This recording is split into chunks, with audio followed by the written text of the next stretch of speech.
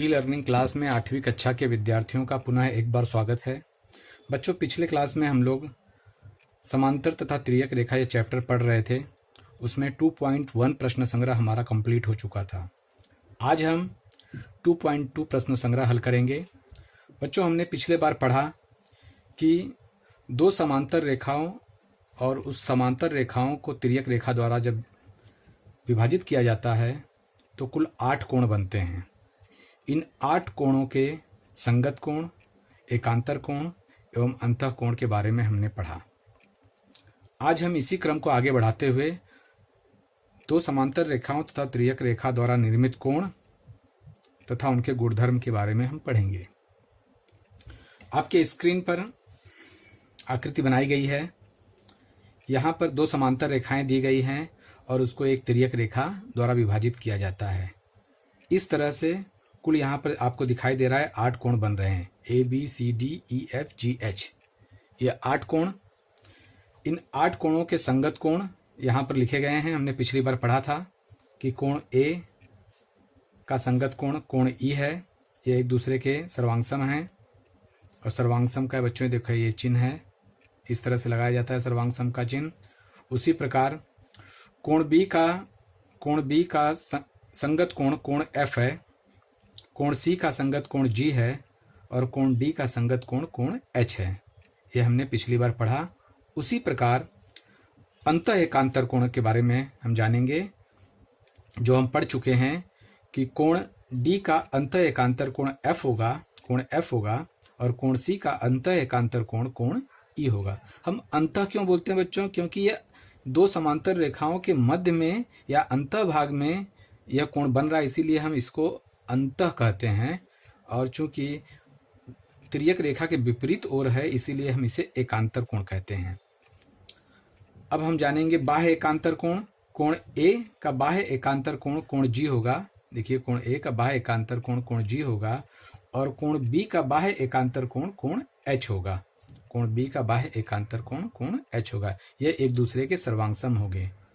अब हम अंतः कोण के बारे में जानेंगे कि यहाँ पर दो समांतर रेखाओं के अंतः भाग में दो अंतः कोण बनते हैं। जैसे कि यहाँ दिया है, कोण D का अंतः कोण कोण E होगा, कोण D का अंतः कोण कोण E होगा और कोण C का अंतः कोण कोण F होगा, कोण C का अंतः कोण कोण F होगा। बच्चों, अंतः कोण की जोड़ियां एक दूसरे के संपूरक होती हैं, इसीलिए इनके कोणों के मापों का योग 180 अंश होता है।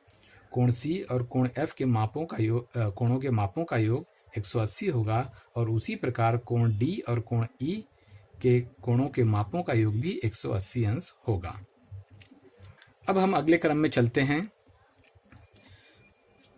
जैसे कि मैंने बताया कि दो समांतर रेखाओं किसी तिर्यक रेखा द्वारा प्रतिच्छेदित करने पर कुल 8 कोण बनते हैं। इन 8 कोणों में से किसी एक कोण का माप यदि हमें पता होगा तो हम बाकी के 7 कोणों के मापों को ज्ञात कर सकते हैं। तो बच्चों, इस तरह से हमने 3 बातों को यहाँ पर सीखा कि सबसे पहला है संगत कोण के बारे में। संगत कोण का हमने पहला गुणधर्म यह सीखा कि समांतर रेखाओं की तिर्यक रेखा द्वारा निर्मित संगत कोणों की प्रत्येक जोड़ी के कोण परस्पर सर्वांगसम होते हैं। मतलब एक का यदि जो माप होगा वही दूसरे का भी माप होगा। दूसरा, हमने एकांतर कोण के बारे में जाना। एकांतर कोण, अंतः एकांतर कोण, बाह्य एकांतर कोण जो भी है। तो एकांतर कोणों के बारे में हमने जाना कि समांतर रेखाओं के तिर्यक रेखा द्वारा निर्मित एकांतर कोण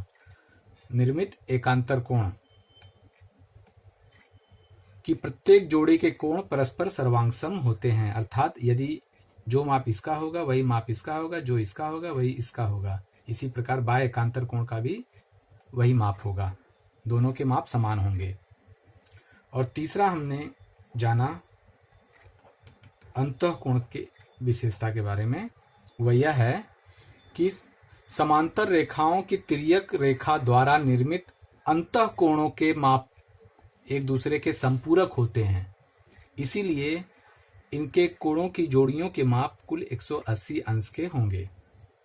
इस तरह से हमने 3 विशेषताएं पढ़ी। बच्चों, अब हम एक एग्जाम्पल लेंगे और एग्जाम्पल में पूछे गए प्रश्नों को हल करेंगे। यहाँ पर आपके स्क्रीन पर एक आकृति दी गई है और उसमें प्रश्न दिया गया है कि दी गई आकृति में रेखा AB और रेखा PQ यह समांतर रेखा है और रेखा LM यह तिर्यक रेखा है। मतलब 2 समांतर रेखाओं को तिर्यक रेखा LM द्वारा विभाजित किया जाता है, जिसमें माप कोण MNQ यह 70 अंश दिया गया है। तो पूछा है कि माप कोण AON कितना होगा, इसके बारे में पूछा है। तो हमें इसका उत्तर किस तरह से ज्ञात करना है इसे देखेंगे। तो बच्चों, इसमें हमें सबसे पहले जो हमने पीछे गुणधर्म पढ़े उसको ध्यान में रखना है। हम यहाँ देख रहे हैं कि MNQ यह 70 अंश है। तो हमें पता है कि शीर्षाभिमुख कोण एक दूसरे के सर्वांगसम होते हैं, अर्थात MNQ का शीर्षाभिमुख कोण होगा PNO या ONP। तो हम यहाँ लिखेंगे माप कोण MNQ बराबर माप कोण ONP। कितने अंश होंगे? क्योंकि यह 70 है तो यह भी 70 अंश का होगा। 70 अंश कोष्टक में लिखेंगे शीर्षाभिमुख कोण के अनुसार। अब यहां पर देखेंगे, अब हमें यह मालूम पड़ गया और हमें पूछा है AON के बारे में। हमने अभी अभी पढ़ा कि मापकोण 2 समांतर रेखाओं के मध्य में जो अंतः भाग में जो अंतः कोण बनते हैं वो एक दूसरे के संपूरक होते हैं, अर्थात उनके कोणों के मापों का योग 180 अंश का होता है। इसलिए हमें एक कोण का माप पता है 70 अंश, तो दूसरे कोण का माप हम आसानी से निकाल लेंगे। तो हम कैसे लिखेंगे इसको? माप कोण ONP प्लस माप कोण AON बराबर 180 अंश। यहाँ क्या लिखेंगे? अंतः कोण के अनुसार, या अंतः कोणों के मापों एक दूसरे के संपूरक होते हैं, इस तरह से भी लिख सकते हैं। अब हम इसके जो मान दिए गए हैं उनको रखेंगे। तो हम यहाँ देखेंगे कि माप कोण ONP यह 70 अंश दिया है, इसका ज्ञात करना है, इसीलिए हम इसे उतार लेंगे और ये ज्यों का त्यों 180 अंश उतार लेंगे। चूंकि हमें इसे ज्ञात करना है इसीलिए इसको यहीं रखेंगे, बाकी 70 अंश है उसको पक्षांतरण कर देंगे। तो माप कोण AON बराबर 180 और यह इस तरफ आ जाएगा, पक्षांतरण हो जाएगा तो उसका चिन्ह बदल जाएगा, प्लस 70 अंश का माइनस 70 अंश हो जाएगा।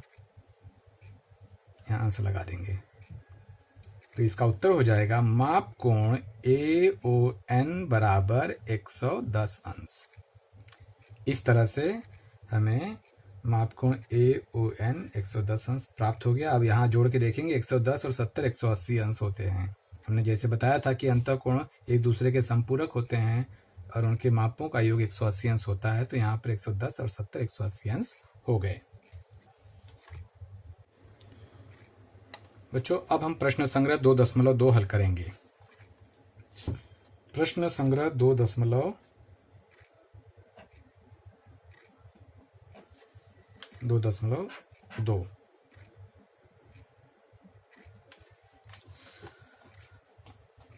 आप किताब के प्रश्न को ध्यान से देखेंगे और पूछे गए प्रश्नों के हमें उत्तर लिखना है।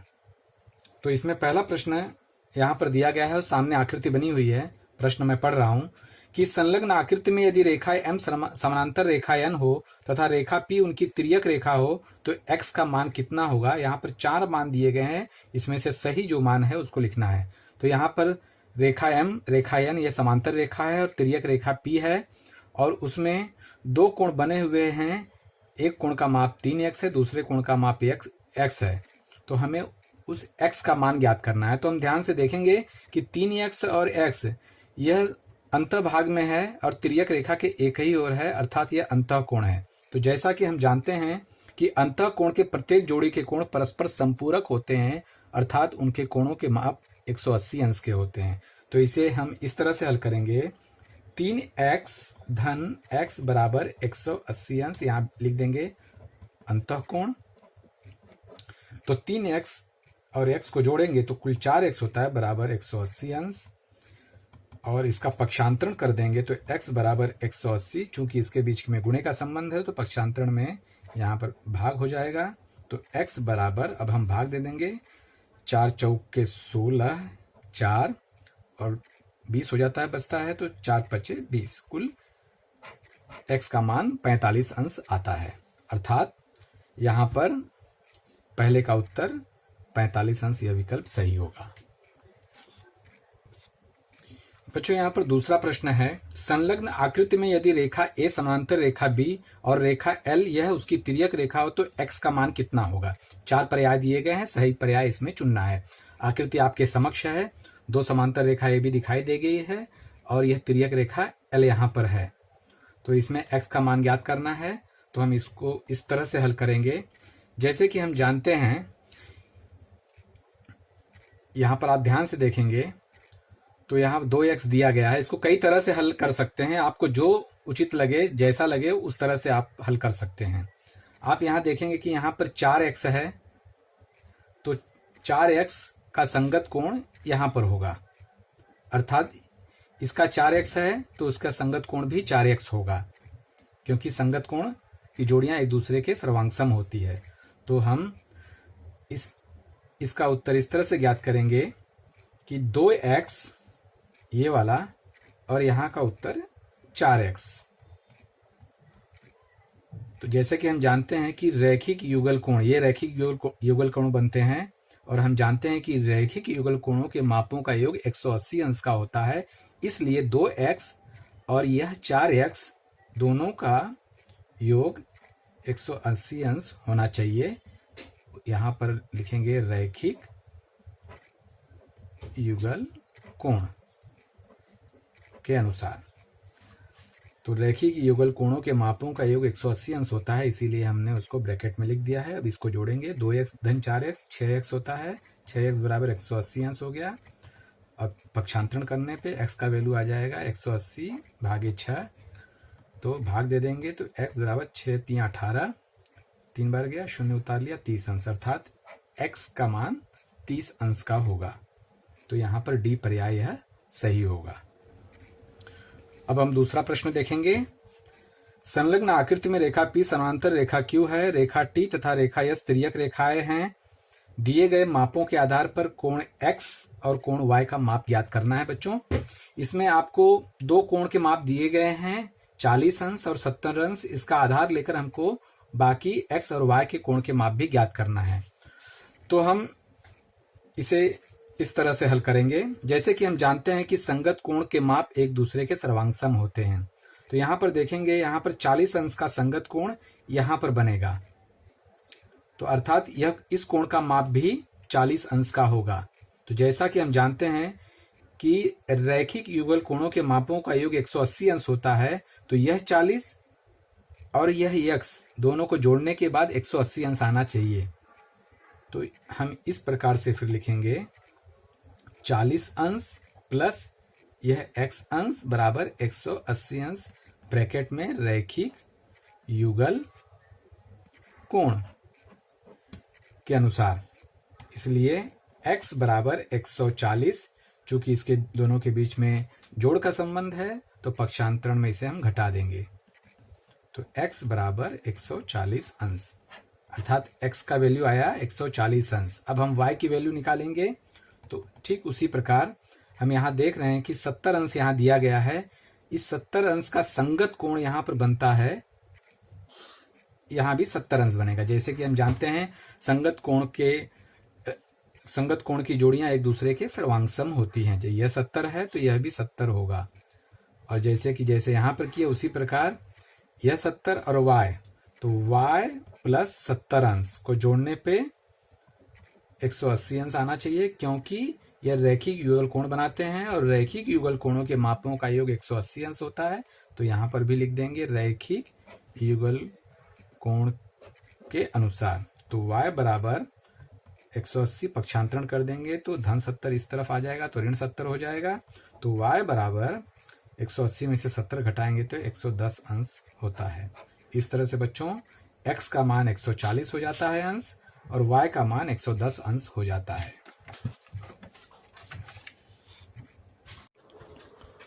बच्चों अब हम प्रश्न क्रमांक 3 देखेंगे। मैं प्रश्न पढ़ रहा हूं।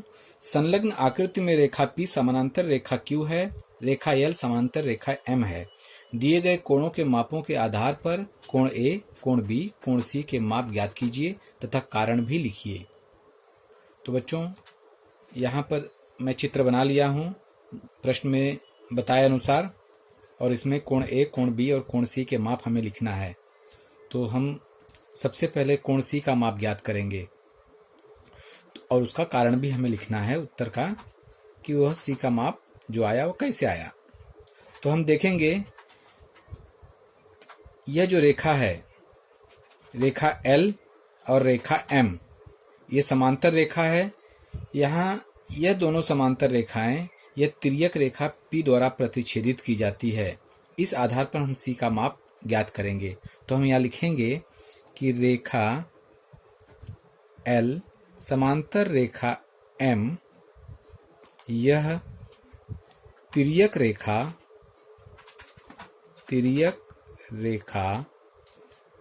P द्वारा प्रतिच्छेदित होती है। यह इसका कारण है। इसलिए यहां देखेंगे कि जब P द्वारा प्रतिच्छेदित हो गई तो यहां पर बाह्य एकांतर कोण की जोड़ी यहां बन रही है। कोण 80 का बाह्य एकांतर कोण यहां कोण C है। इस गुणधर्म के अनुसार कोण C बराबर 80 अंश होगा, क्योंकि हम जानते हैं कि बाह्य एकांतर कोण परस्पर सर्वांगसम होते हैं। तो रीजन यहां लिखेंगे बाह्य एकांतर कोण परस्पर सर्वांगसम होते हैं। यह एक हो गया।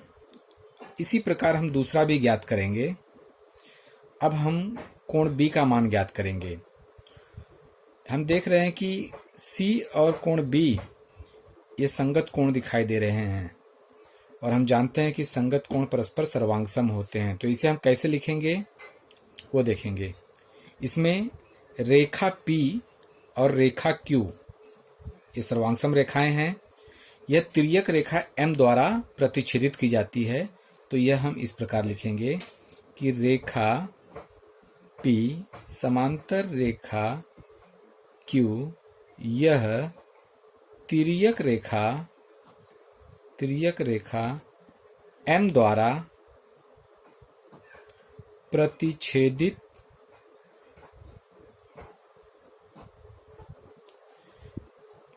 की जाती है।